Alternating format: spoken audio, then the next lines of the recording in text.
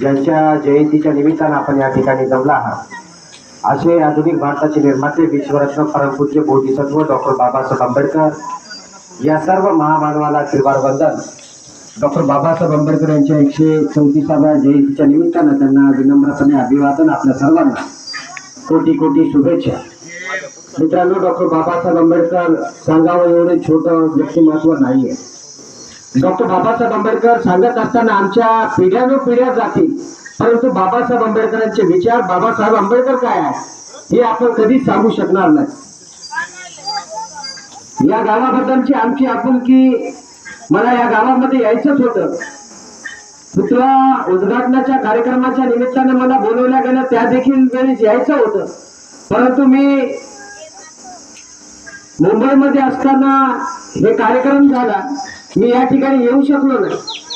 आज मला आपल्या गावामध्ये डॉक्टर बाबासाहेब आंबेडकरांच्या जयंतीच्या निमित्ताने बोलवलं, त्याबद्दल आमचे पत्रकार गव्हाणे दादा यांचे मी या ठिकाणी आभार मानतो।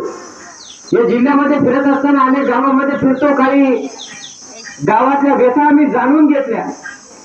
आंबेडकरी चळवळीत काम करत असताना माझ्यासारखा तरुण दप्तर फेकून आंबेडकरी चळवळीमध्ये येतो। हा कशासाठी येतो की बाबासाहेब आंबेडकरांचे उपकार आपल्यावरती आहेत आणि ते उपकार आपण कधीच फेडू शकत नाही, कारण डॉक्टर बाबासाहेब आंबेडकरांनी, माता रमाईंनी स्वतःची 4 लेकरे या समाजासाठी मातीत घातली।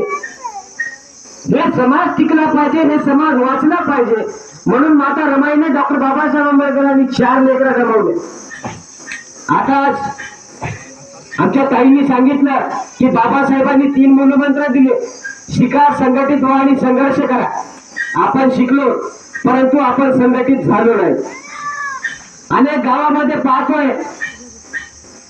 की डॉक्टर बाबासाहेब आंबेडकर एक आहेत, परंतु त्याच्या विचाराचे 2 फळ्या निर्माण झालेल्या आहेत। त्या फळ्या जोपर्यंत या समाजामधून नष्ट होणार नाहीत, डॉक्टर बाबासाहेब आंबेडकर एक आहेत, त्यांचे विचार एक आहेत, तर डॉक्टर बाबासाहेब आंबेडकरांना मानणारा वर्ग देखील एक झाला पाहिजे। कारण अत्यंत खूप चिडचिड सांगावं वाटतं। मी काल एका सातेफळ या ठिकाणी जयंतीला गेलो, त्या सातेफळच्या जयंतीमध्ये